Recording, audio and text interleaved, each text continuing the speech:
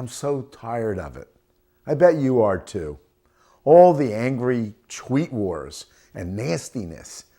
I'd like to see something more productive happening that actually helps people make good decisions and resolve conflicts.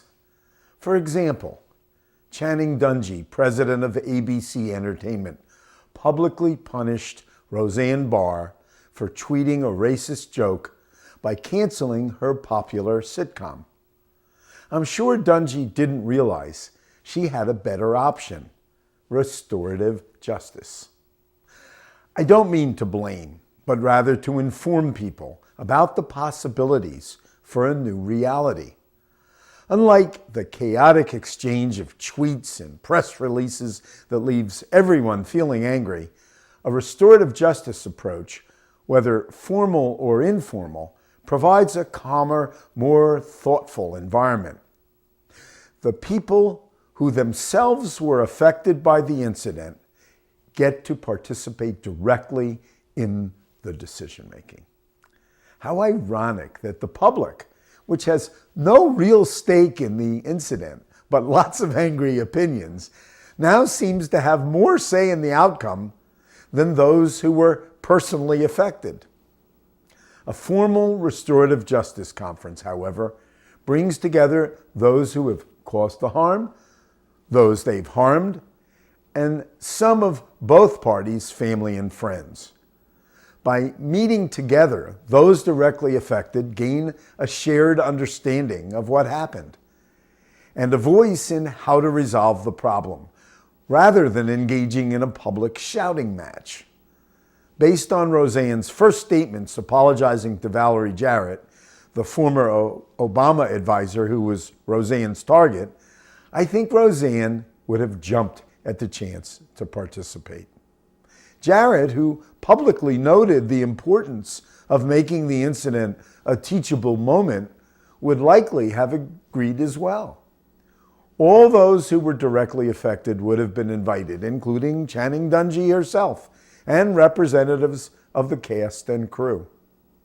Research outcomes confirm that such events are reliably satisfying. Valerie Jarrett would likely receive a proper apology and acknowledgement from Roseanne. Roseanne, if she were humble, would get reciprocal acknowledgement from Valerie Jarrett and others. I can imagine John Goodman telling Roseanne, "You really screwed up, but you know, we all love you." I can even imagine Dungey reconsidering her decision to close down the show, possibly in exchange for a commitment by Roseanne to provide concrete ways of making amends and to change her behavior in the future. Black comedian Wanda Sykes, a consulting producer for the show, might have reconsidered her participation. But even if the decision to end the show was sustained, the opportunity for a face-to-face exchange makes it easier for everyone to accept decisions in which they, at the very least, have had a say and received an explanation. If you doubt that communication and apology work better than public punishment and angry exchanges, consider how Starbucks, only weeks before the Roseanne uproar, reacted to a video of a racial incident that went viral.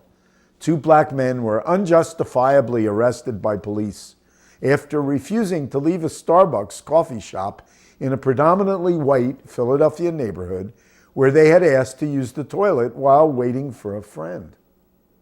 The leadership of Starbucks responded to the widely publicized incident by taking an informal restorative justice approach. As if in a restorative conference, they modeled sincere apology and thoughtful communication. They personally flew to Philadelphia and met everyone. They did not abruptly fire the store manager. Rather, they took responsibility and recognized that their company's policies needed to be changed and clarified for their employees. Instead of retribution toward their employees, they set up a nationwide half-day racial bias training for all their staff throughout North America. The company settled with the 2 men and donated money toward a local entrepreneurial program for Philadelphia youth.